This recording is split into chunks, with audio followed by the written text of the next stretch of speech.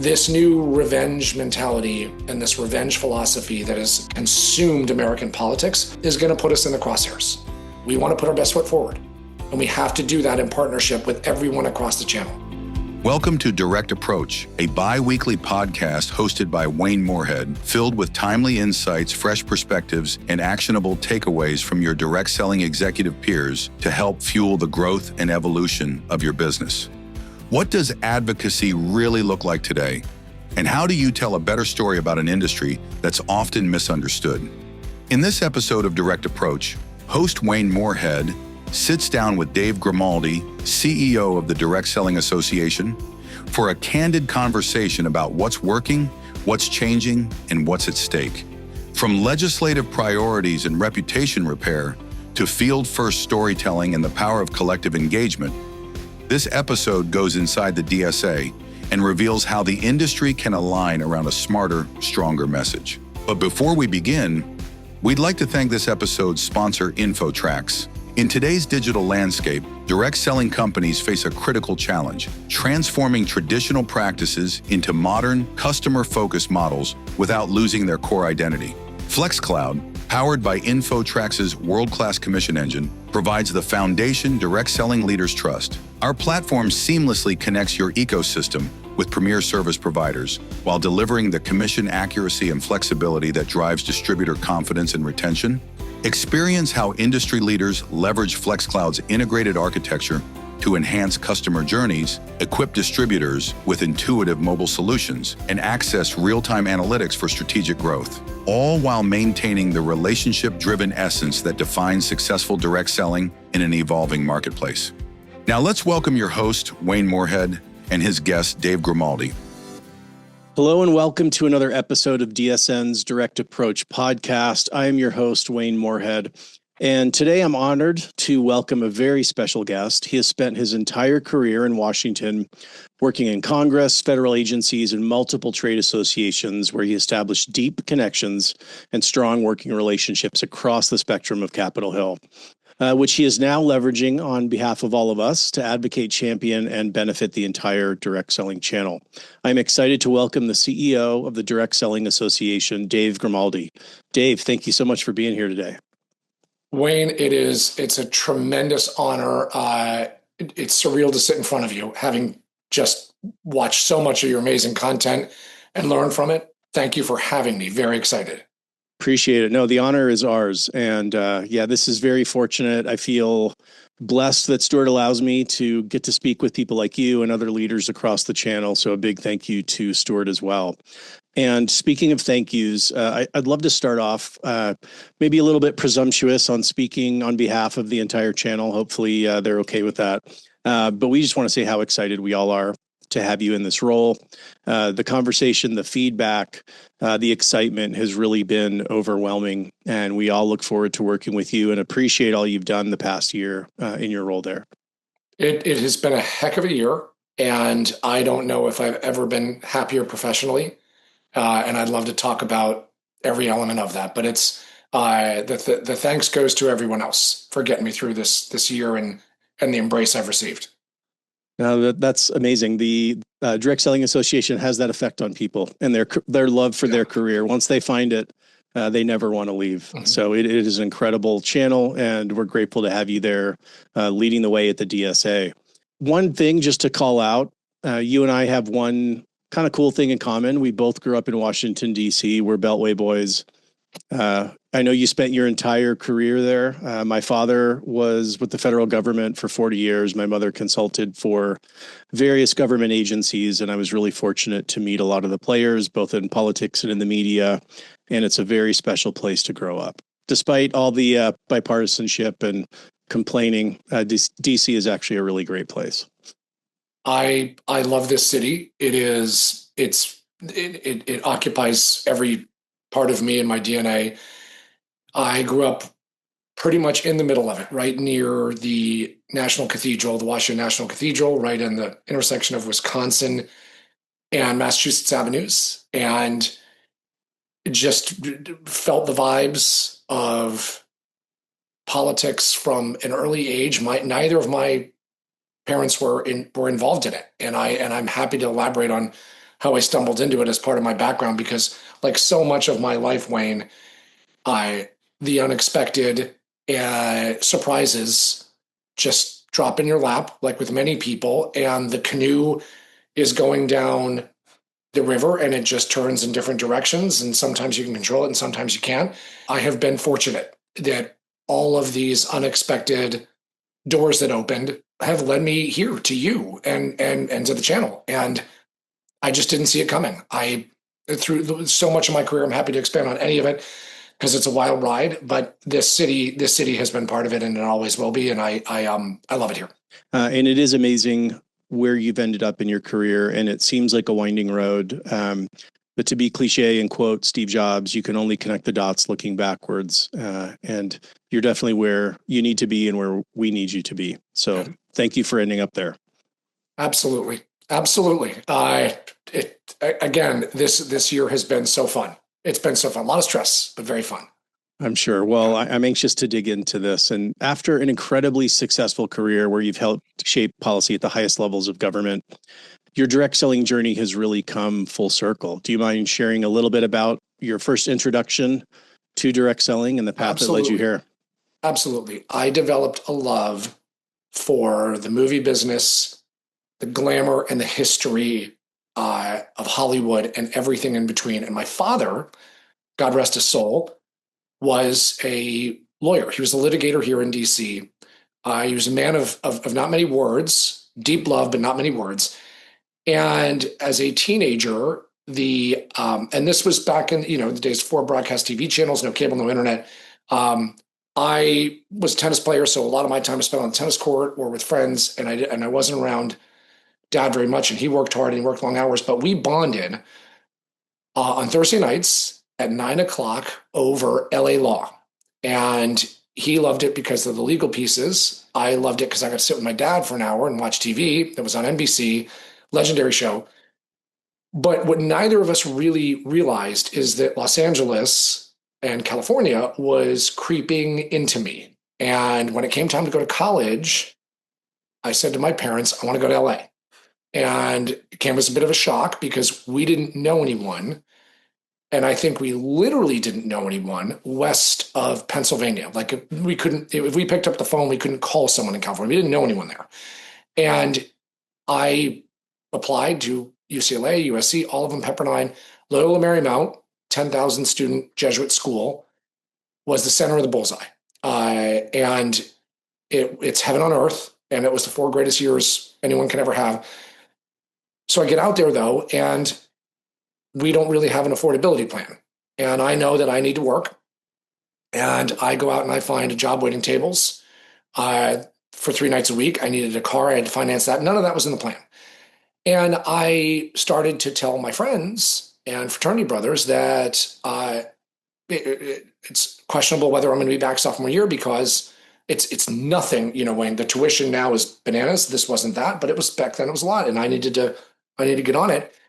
And a friend of mine was selling ACN wireline service. Back then, you had a phone in your dorm room, wireline phone, and that was it. No cell phones.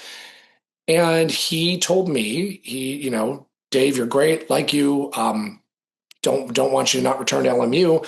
Why don't you take those dorms over there, freshman, because he was a sophomore, I was a freshman. Why don't you take those dorms, go to the restaurant where you're working, do fraternities and sororities, see what you can do. And it's where, Wayne, I initially found part of my drive. And I drove hard at it out of necessity and a little bit of desperation. Not all direct sellers do it for those reasons. I did it for those reasons. And I started to just corner the campus.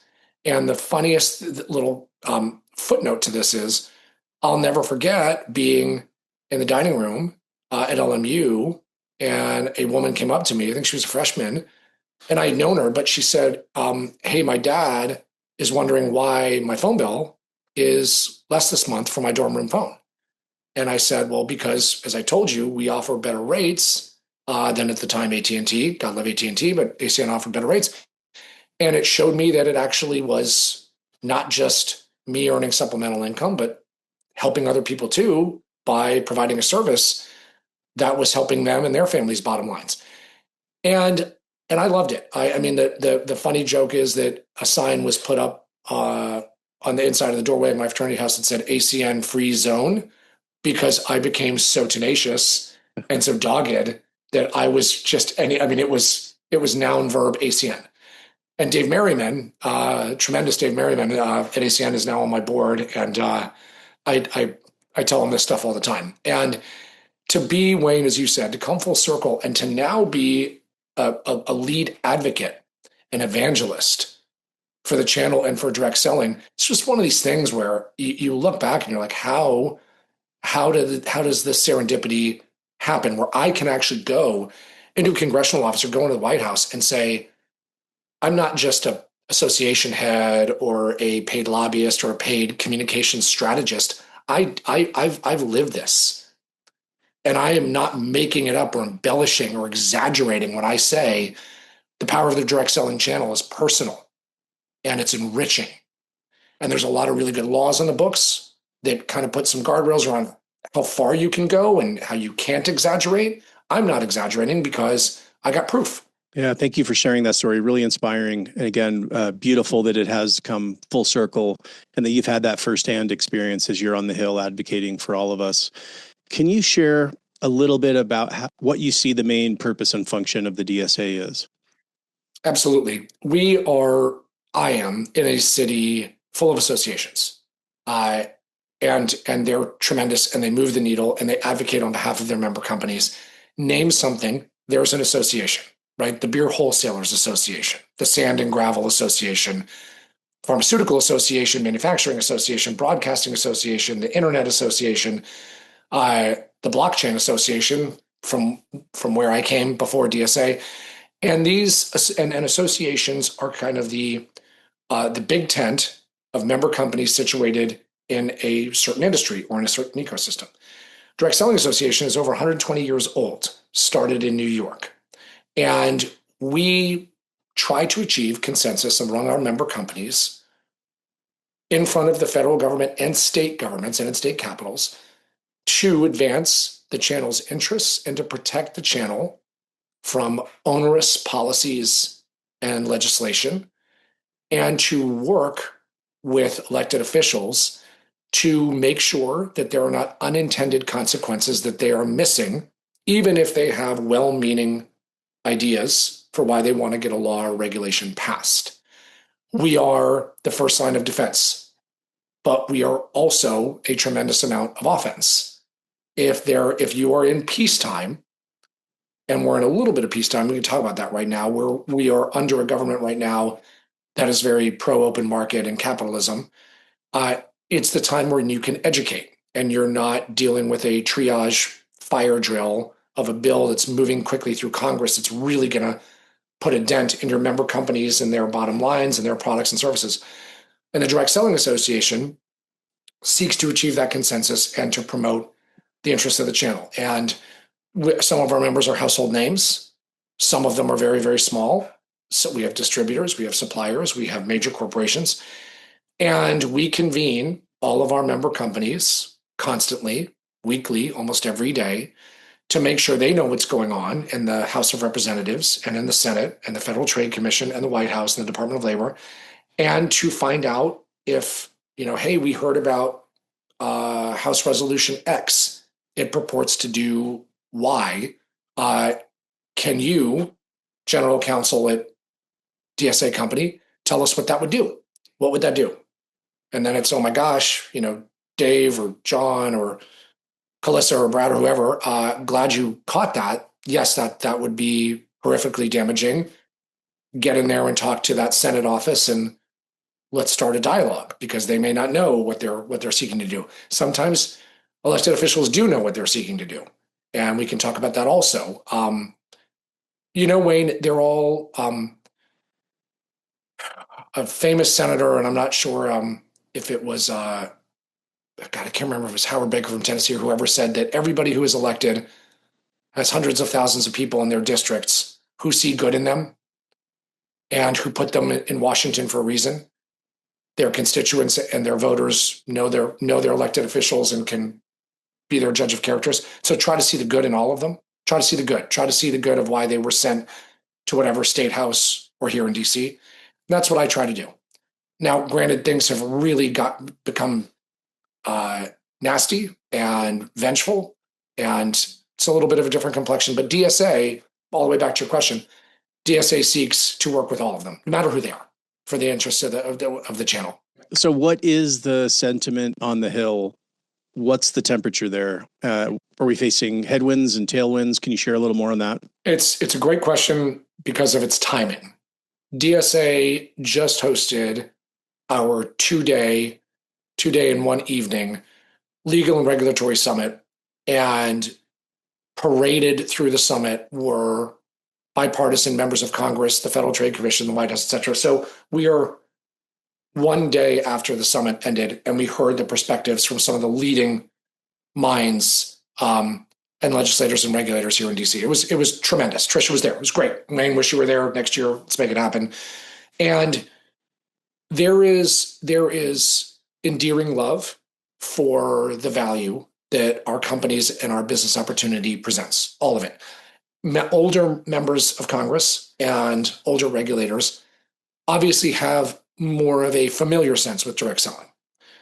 And a lot of them have parents or siblings, or they themselves were direct sellers in one stripe or another.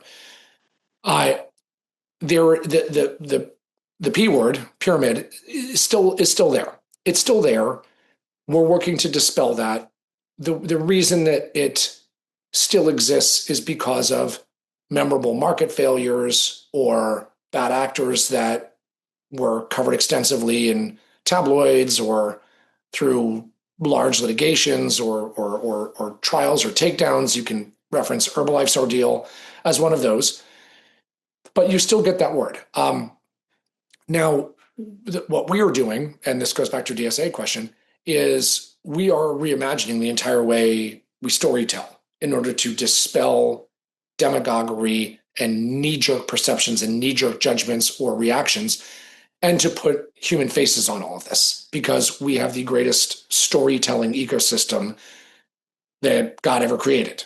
And I'm part of an example of that, even though a small one, but I'll go to our trade shows, or one of my best examples was being in Tulsa, Oklahoma last year at Senegence's show and meeting hundreds of women who talk about how some of their best friends are made through Senegence. And that weekend, Senegence's seminar is the weekend they look forward to most out of the year. And there's a sense of family and there's a sense of community, and that their confidence was low or their success in life was low until they began direct selling with whatever company it is, in this case, Senegence. You don't have that in other areas of the economy. You can find it in some of them, but we are the most powerful. We are the most personal, by and large, undisputable. But Wayne, you get the tongue-in-cheek things, and I wince a little bit. As I said, I was at the Blockchain Association before this. We had one of the most legendary criminals in history when the crypto exchange FTX collapsed, and its founder, Sam Bankman-Fried, had funneled $8 billion in consumer deposits into the exchange that he created into his own personal trading and bank account. It was the lowest professional moment of my career. And everyone said we always knew that crypto was a fraud and a scam and was fake and funded terrorists and child traffickers and fentanyl sales. And now your biggest figurehead, your biggest public face, is one of the biggest criminals in American history. We had to dig out of that. It took a while. And crypto's now, one of the most attractive and newsworthy industries in front of regulators, and it did a complete 180. Direct selling is different. Older members of Congress know what Mary Kay is, and they know what Amway is, and they know what Pampered Chef is. Younger staff, younger members of Congress, that reference point is a little more hazy. The connective tissue isn't as strong. Well, we've heard of a direct selling Mary Kay. Yeah, I think my mom mentioned that. I think I've heard of that company. And then you've got to read them all the way in. Let us explain what this is, what the business opportunity is. It's not like going in and needing to talk about regulating Tylenol or Advil. Those are household names. People use them every day. Direct selling, you've got to paint a canvas in a way that starts off favorable and amazing and continues through. But as younger members of Congress come in, and staff is always young, you have to do the storytelling in a longer way. And that's where you really need the people behind it to do it, to talk about what it means to them. So to your question, the perception, we're also enjoying right now a unified Republican Washington with a guy in the White House who is a salesman in every single way, and love him or hate him, a successful one, and a Congress where the Speaker of the House, Mike Johnson, was an Amway salesman. And I've talked about it with him a number of times. And the Republican Senate loves direct selling. And a lot of their constituents are friends of theirs. So right now, it's a good time. That will change. I have talked about this on Stuart's stage. He's been so gracious and awesome in giving me the opportunity to do that. And I will be in his debt forever. Washington, if there is one guarantee, it's that the pendulum swings back. Mm-hmm. It just does.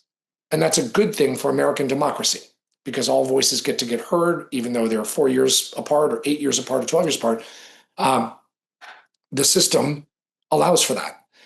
And there are progressive Democrats and progressive lawmakers who are just itching to hang up the giant banner, and for mostly all the right reasons, of consumer protection. We are an industry that by Democrats is seen as, and I've heard this before, as predatory through certain horrible actors who we abhor and we condemn, but they use that P word, they use the other P word, pyramid, scam, you hear that on and I mean, this is true of any ecosystem, but we hear it too. And when Democrats return to power, and if history has shown one thing, it's that in the midterm elections during a presidential administration, it's a referendum against the president. So voters take out their anger on him. Right now, President Trump's poll numbers are kind of all over the map, but they're not great. And in November of next year, polling is showing that Democrats will take either the Senate or the House of Representatives, maybe even both. Right now, the margin is crazy. The margins are just a handful of votes in both now.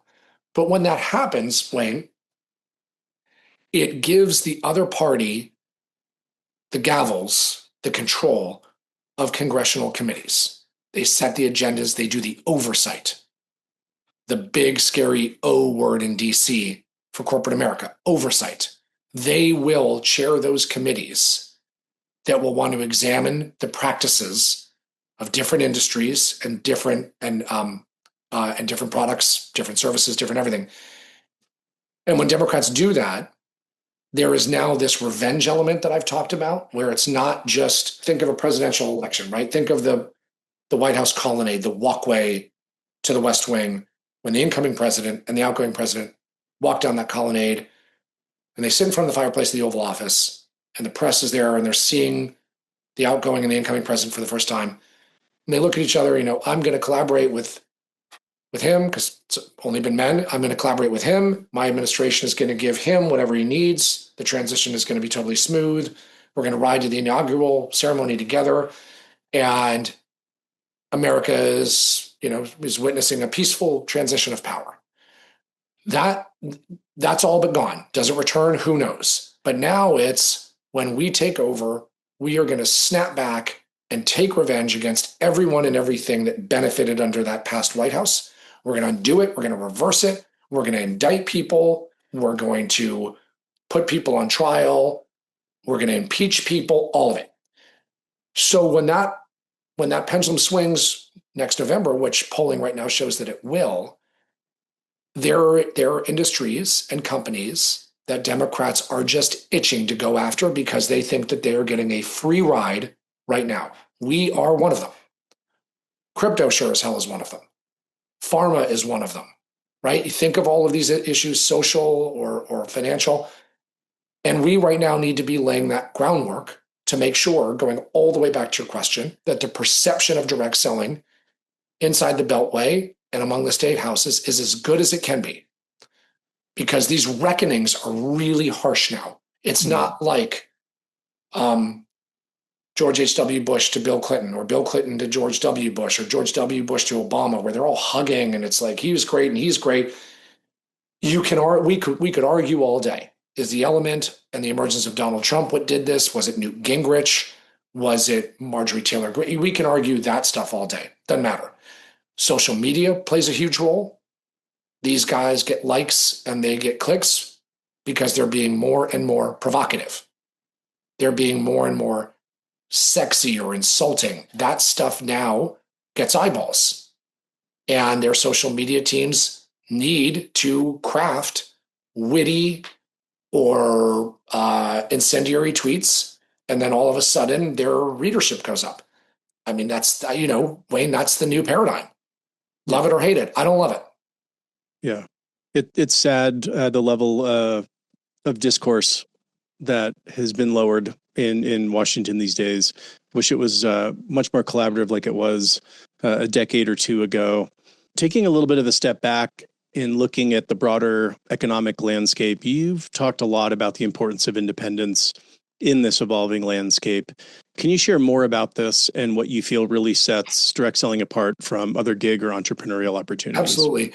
We are embarking on a storytelling campaign where we are going to capture and post and distribute vignettes of direct sellers. It has not existed on DSA's website. It's hard to find them, but it's the secret sauce in every way.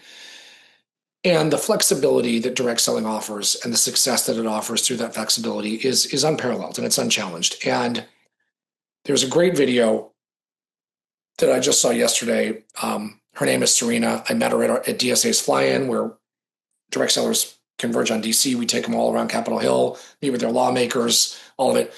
Serena's a military spouse, and she knew that she was going to be moving base to base with her husband, but she loved selling products. She sells Shackley, and she talks about what that flexibility offers her, how she can still stay true and loyal to the people to whom she sells, why she can set her own time, why she can work it in between whatever appointments she has, going to the gym, caring for their children, a second job, and how that independence is just part of the beauty of setting your own life. And if you look at other gig companies, you are more beholden to a corporate overlord. If an Uber call or an Uber request comes in and you turn it down, who knows what you've missed there? If you can get it back, if you keep turning them down, the algorithm changes on you. The algorithm says, well, we're going to give him or her fewer rides because they're not picking up enough rides. And with direct selling, you don't have any of that. You are your own salesman. I, again, am an example of this from my time in college with ACN. And that flexibility is also part of American grit and entrepreneurialism. And it's your own steam. But also, you are selling things, and I've been to, I don't know how many of DSA's company headquarters, and I've walked, I don't know how many factory floors, and I could do it every day. It's just such a fulfilling and amazing experience. We are making America and the world healthier and prettier and happier and more fit in so many different categories because of what we offer and sell and what our field offers and sells. And I think that makes us unique in every single way. And elected officials need to hear about that. And they do. And Congressman Clyburn, yesterday on our stage, was talking about his mother who bought a wheelbarrow and would pull her the beauty products that she sold through the streets of South Carolina, and how she had the trust of her community and how they loved what she was doing and how some of them joined her team, and he'll never forget it. And they didn't have a lot of money. His father was a minister, and this helped supplement their income. Wayne, it's unlike anything in the world, and I can't get enough of it. Are you ready to revolutionize the way your direct selling company accesses industry insights? Introducing the DSN Library's Smart Search, an AI-powered tool that puts over 2,000 curated assets at your fingertips. From compensation trends to emerging markets, answers are just a click away. If you're already a DSN supporter, then you have access to Smart Search right now. If not, it's time to check out our updated program. Starting at just $1,000 per month, your entire company can get access to the channel's most comprehensive collection of education and insights available. Visit directsellingnews.com/supporter to see a demo of Smart Search in action and to learn how your company can become a supporter now. We also invite you to join us at the DSN Marketing Deep Dive event, February 25th, 2026 in Lehi, Utah, where we'll address the marketing realities facing direct selling companies today. This event brings together candid executive perspectives, practical education, and real-world case studies from leaders who are navigating the same complex marketing landscape you face every day. Visit dsnevents.com today for details. I love that you have really emphasized the importance of the personal stories. And you had a really great quote from your DSU presentation where you talked about that the future of direct selling is not door to door, that it's story to story. Can you share a little bit about how we can help at the policymaking level bring more of those personal stories to them so that we're not leading with stats, but we're leading with emotion, we're leading with impact? Can you share a little more on that? Lawmakers don't listen to policy two-pagers, they listen to people. And yesterday, it was either Congressman Darren Soto or I'm trying to remember who, or Congressman Kevin Kiley, who said, when I hear it from someone, from a person's mouth, it just transcends anything. One of the, any perfectly written policy memo with bullets and binders, et cetera. And it's what I am bringing, and I can't just do it through my own personal story, right? I need it takes a village commons to do this more effectively. And we are going, and we're trying to figure out the mechanics behind it. We are going to utilize our member companies to find our way to their fields to just get those 40-second vignettes that we can compile. And if anyone watching now wants to volunteer any story, and I do this everywhere I speak, and it's one of the things I enjoy the most, call me personally. And I have gotten, I don't know, Wayne, how many calls and texts, because I try to move off of email, from people who have told me their stories, and they're amazing. There's a Latina woman in New Jersey who I talked to 2 days ago, and she said, I'll make this quick, but I saw you speak at X, and you said to text and to call, and she texted me, and I texted her back, and we set up time for a call.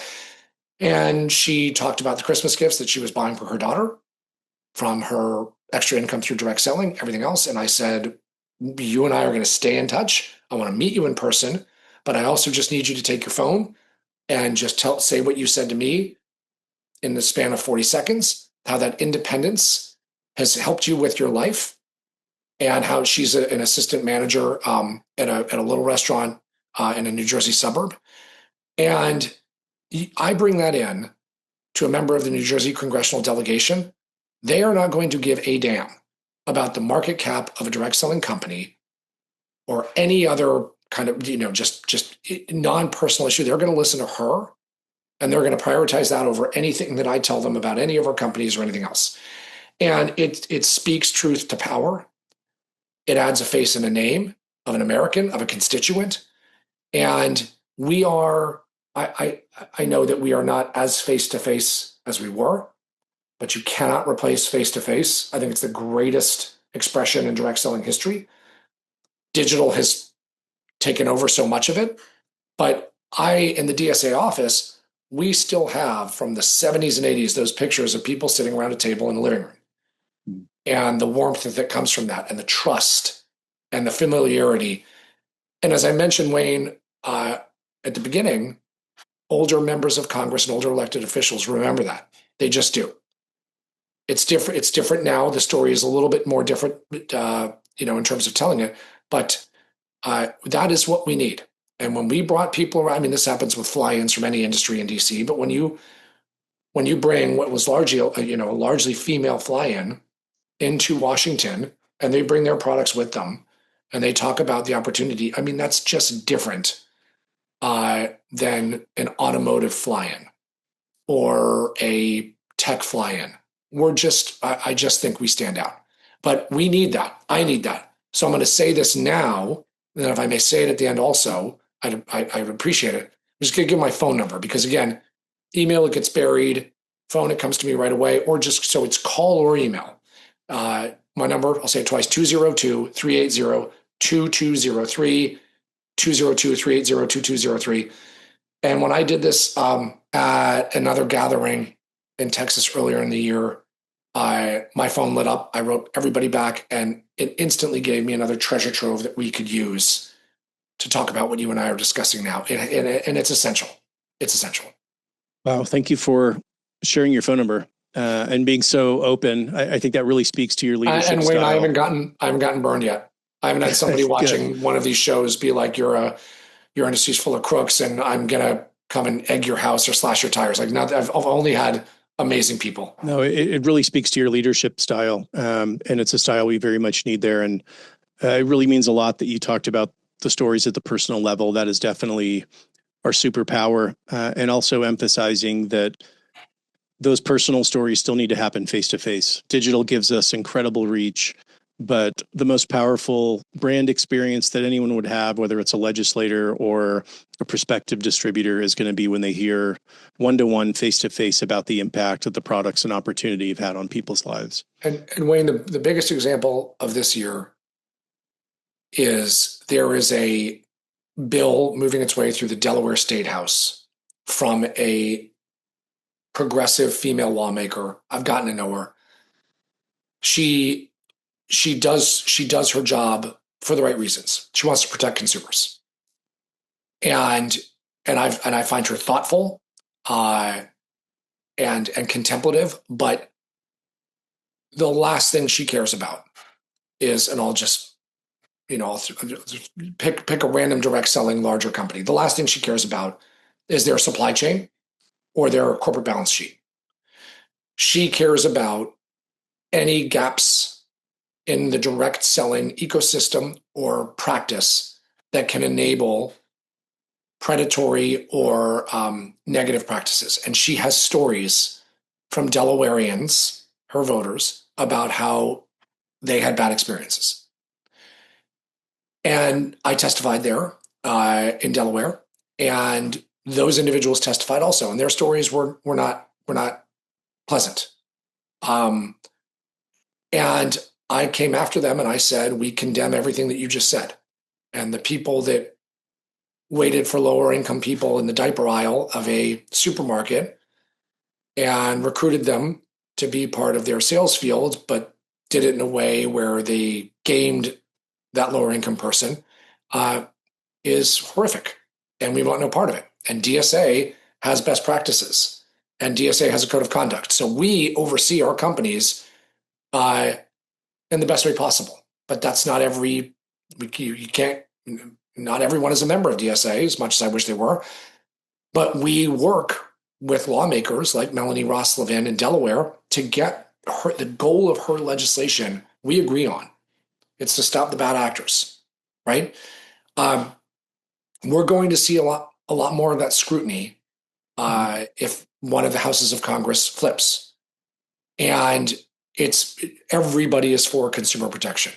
Everybody is for making sure the little guy is leading an amazing life in America, unencumbered or undeterred by criminals or someone seeking to defraud them. The stories and the experiences, mine and everyone else's, that is the collective pushback to those umbrella statements of, aren't you all you're just a big pyramid scheme. I've never tried. The Congressman Kiley talked about a Hawaii 5-0 episode. I think it was Kiley, that was based on a direct seller who was like a horrible person and who murdered someone. And he's like, I remember this Hawaii 5-0 episode from when I was little, and it was my first impression of direct selling and this, that, and the other. And everyone in the crowd laughed. I don't know if anyone ever seen it, but that stuff is more sensational, but it's not us. It never was. Yeah. And that really highlights the need for what you and the DSA do, where on face value, and even by the title of a potential resolution, Consumer Protection Act, who's not for consumer protection? But so many, as you pointed out, so many of those lawmakers don't understand the potential unintended consequences. And so having you and the DSA there advocating and helping those policymakers understand is absolutely critical. And Wayne, at this time. we had senior representative from the Federal Trade Commission speak at our summit. Her head and her heart are in the right place. She has seen the examples of the mutation of talking about the business opportunity and earnings claims. And she wants to make sure that regulations and US laws put the right guardrails around that. Now we have intellectual and substantive differences with the way that she sees some of that, but she also has the data on the bad actors. And she has said, I understand that free speech is one of the greatest things about being an American, but free speech can also be weaponized in terms of pitching the business opportunity and creating an expectation, right? And how do you substantiate the business opportunity that you might use? We get that. That's why DSA exists. It's to be a negotiator and a collaborator with regulators like that. They're not out to kill industries. They're not, I mean, maybe some of them on the staffs of agencies or in Congress had a bad experience and they're out for revenge. I don't know too many of those people. I know people who are thoughtful and they have ideologies. We all have ideologies. And so you have to meet people at those places with an open mind. So as you look ahead to 2026, what do we as direct selling companies need to be doing to ensure that our voices are heard before these decisions are made? It's engagement. And I think the way we're reimagining DSA is that we are going to be a massive repository for engagement, and we're going to do it in a way that's digital forward, that is broad, that is all encompassing across LinkedIn and Instagram and Facebook and X. And I mean, lawmakers, we heard it over the last week. Lawmakers adhere to X. It's where they post news. It's where they consume news. It's where they get their message out. The direct selling channel is not big on X. Washington, it's all there is. Congressman Darren Soto was standing 10 feet off to the podium yesterday, or the chairs where I was going to do a fireside chat with him. And I'm about to introduce him, and he said, I've got to get this tweet out. You just got to wait 1 second because news is so rapid and they just are glued to it. And in the next year, we've just got to get more savvy. We got to get more digitally savvy. We at DSA have some great partners who are helping us do that. DSA's website has been kind of stuck in an analog state. So there's no video, and right now it's short clips, and our industry, our sellers, they're perfect for it. And so we need to just be more collaborative, and we need to be more holistic in finding, and Wayne, even not DSA member companies. Everybody across the channel has to be part of this because, as I mentioned, this new revenge mentality and this revenge philosophy that has consumed American politics is going to put us in the crosshairs. And Democrats, me saying this as an alumnus of Democrat offices, and and very close with all of them, they're compiling a list. And when we start getting dragged up for industry oversight hearings, we want to put our best foot forward. And we have to do that in partnership with everyone across the channel. And it's been great so far. Yeah, I'm almost in this role a year, and I've met people, and I could tell you their names and their stories and where they are, and they are going to be on speed dial when the sands of change start happening here in DC. So as you look back across the last 12 months for you being in that role, what do you feel are some of the biggest accomplishments, or what is some of the most important progress that the DSA has made? Gosh, we moved away from in-person events. We stood up a direct talk series that had an amazing turnout for each one. We educated the channel and talked about tariffs and supply chain issues and social media and how to manage your downlines. AI, all of it. And the turnout was amazing. We hosted an incredible fly-in where we canvassed the Hill and got our message out to in over 100 meetings. We met with the president's senior economic team to collaborate on all of the outsized benefits to the American economy that direct selling provides with the National Economic Council and the Domestic Policy Council, all of them. We met with the chairman of the Federal Trade Commission to talk about how we can work with him to avoid those unintended consequences if he moves forward with rulemakings on the business opportunity rule or earnings claims and substantiation and everything in between. I was blessed to just be on the road and out of DC to go to see so many of our member companies, to present DSA awards and business excellence and everything else, to speak to everyone from CEOs all the way down, to learn about them, to see the passion behind what they do.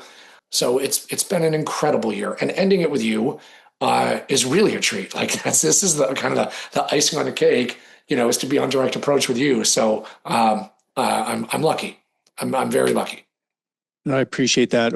I think direct selling as a whole understands that we are in a collective ship. That's what is good for one is good for all. As if one of us is facing challenges, we all end up facing challenges.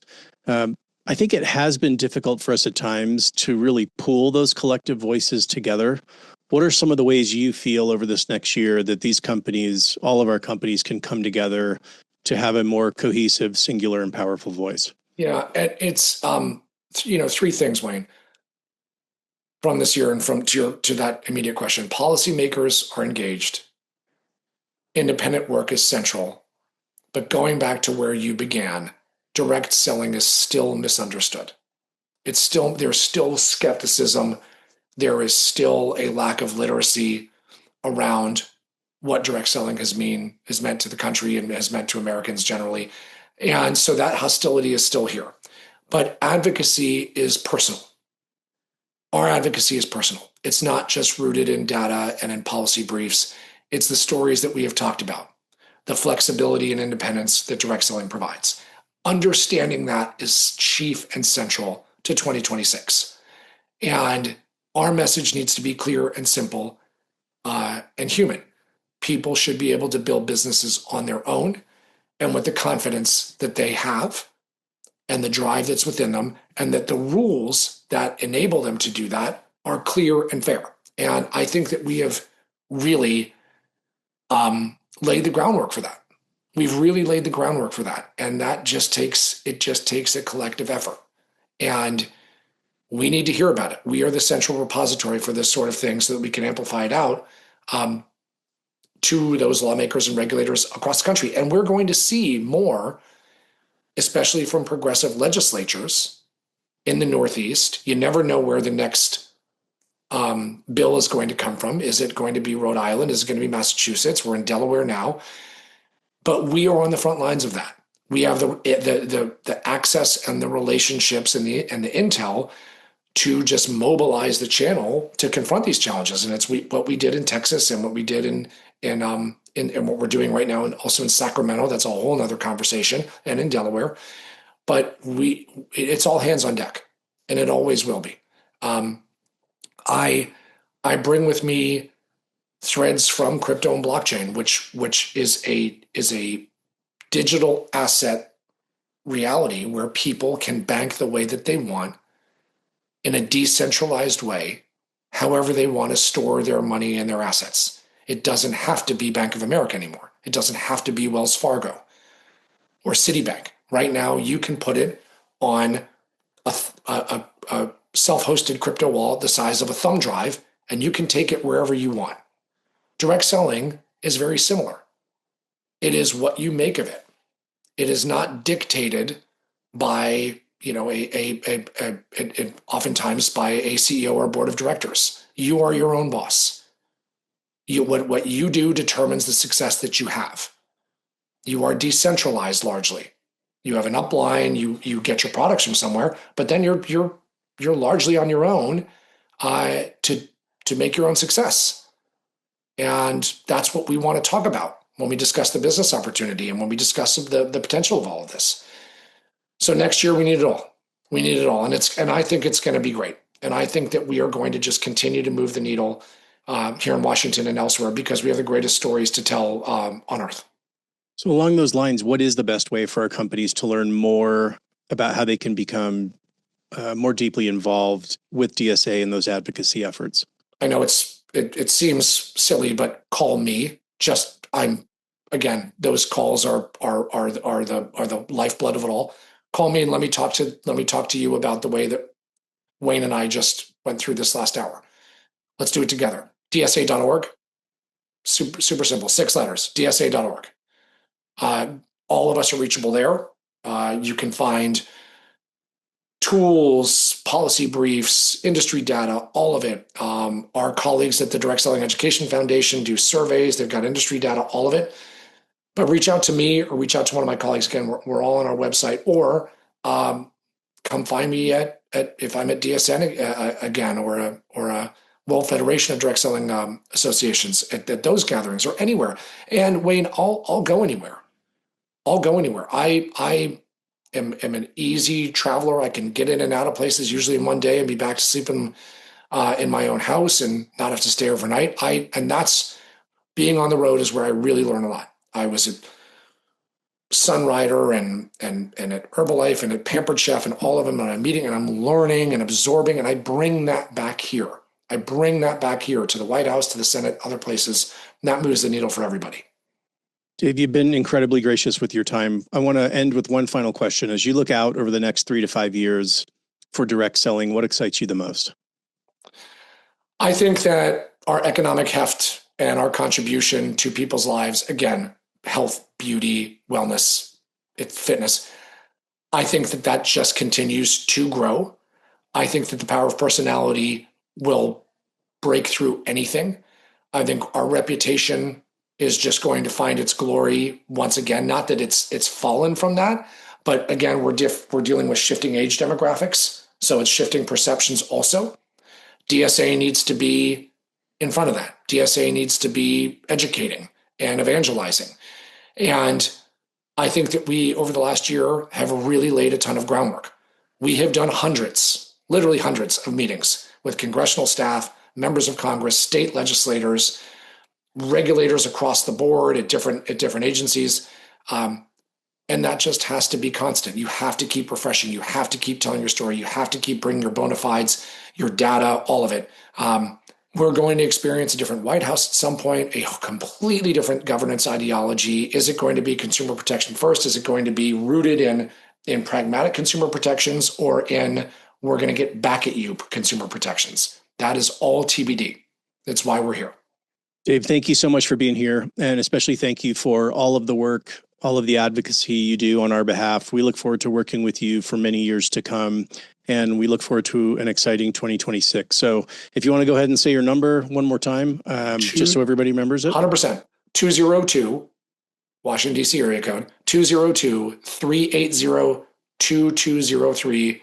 Do not hold back. Do not hold back. Even if it's Dave, great to meet you, and you should have worn a different shirt on Direct Approach, call. I'd love to get to know you. Dave, thanks for being here today. Wayne, thank you. Thank you. Honestly, it's been an honor. Thank you for tuning in.